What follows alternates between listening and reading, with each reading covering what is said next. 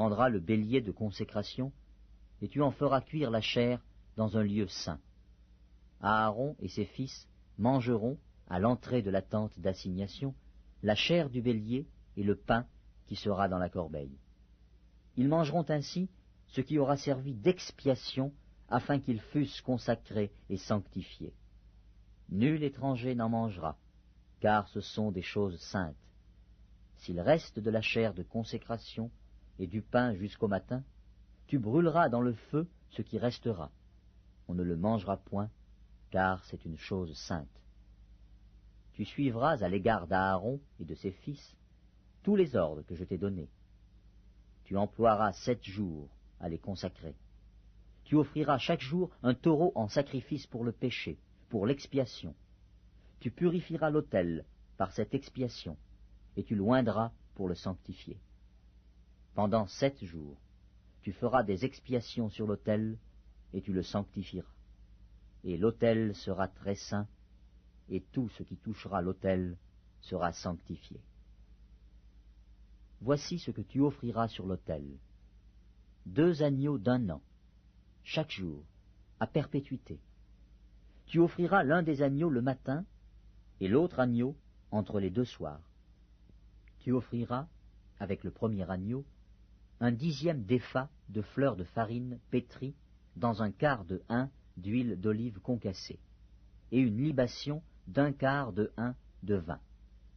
Tu offriras le second agneau entre les 2 soirs, avec une offrande et une libation semblables à celles du matin.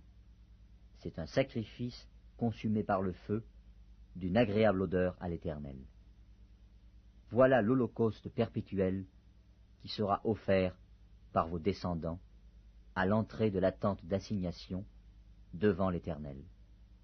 C'est là que je me rencontrerai avec vous et que je te parlerai. Je me rencontrerai là avec les enfants d'Israël, et ce lieu sera sanctifié par ma gloire. Je sanctifierai la tente d'assignation et l'autel.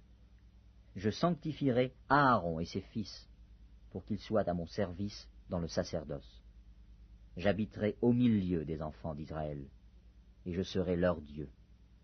Ils connaîtront que je suis l'Éternel, leur Dieu, qui les a fait sortir du pays d'Égypte, pour habiter au milieu d'eux. Je suis l'Éternel, leur Dieu. L'Exode, chapitre 3. Moïse faisait paître le troupeau de Jéthro, son beau-père, sacrificateur de Madian, et il mena le troupeau derrière le désert, et vint à la montagne de Dieu, à Horeb. L'ange de l'Éternel lui apparut dans une flamme de feu au milieu d'un buisson. Moïse regarda, et voici, le buisson était tout en feu, et le buisson ne se consumait point. Moïse dit, « Je veux me détourner pour voir quelle est cette grande vision, et pourquoi le buisson ne se consume point. » L'Éternel vit qu'il se détournait pour voir, et Dieu l'appela au milieu du buisson, et dit, « Moïse, Moïse !»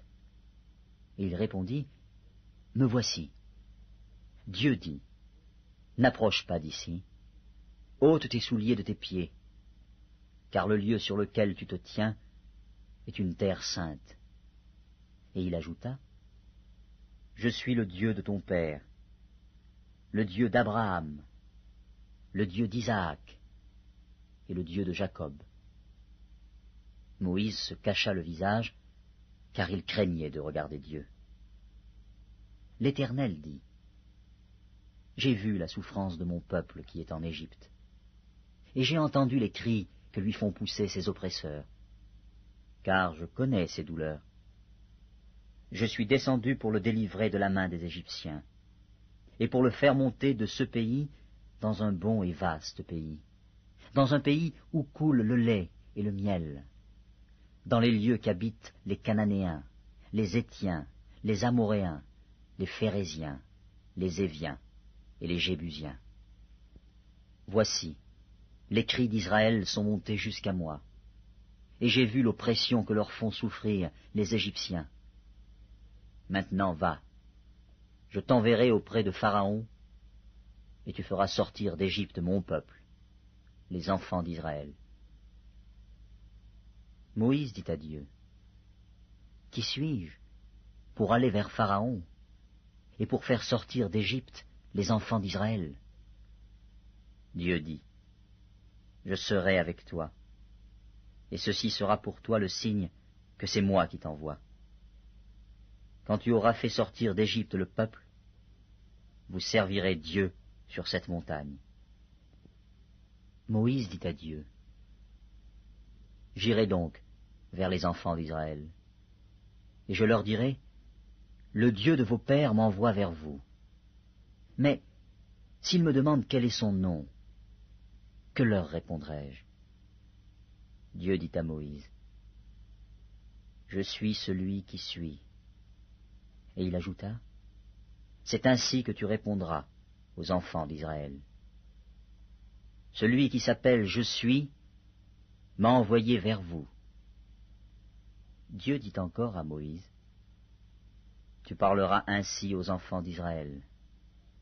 L'Éternel, le Dieu de vos pères, le Dieu d'Abraham, le Dieu d'Isaac et le Dieu de Jacob, m'envoie vers vous.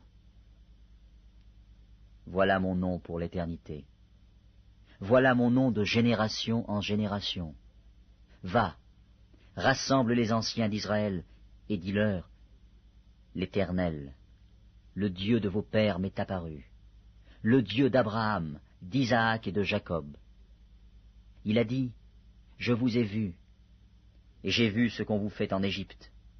Et j'ai dit, je vous ferai monter de l'Égypte, où vous souffrez, dans le pays des Cananéens, des Hétiens, des Amoréens, des Phéréziens, des Éviens et des Jébusiens, dans un pays où coule le lait et le miel. Ils écouteront ta voix, et tu iras, toi et les anciens d'Israël, auprès du roi d'Égypte, et vous lui direz, l'Éternel, le Dieu des Hébreux nous est apparu. Permets-nous de faire 3 journées de marche dans le désert pour offrir des sacrifices à l'Éternel, notre Dieu. Je sais que le roi d'Égypte ne vous laissera point aller, si ce n'est par une main puissante. J'étendrai ma main, et je frapperai l'Égypte par toutes sortes de prodiges que je ferai au milieu d'elle.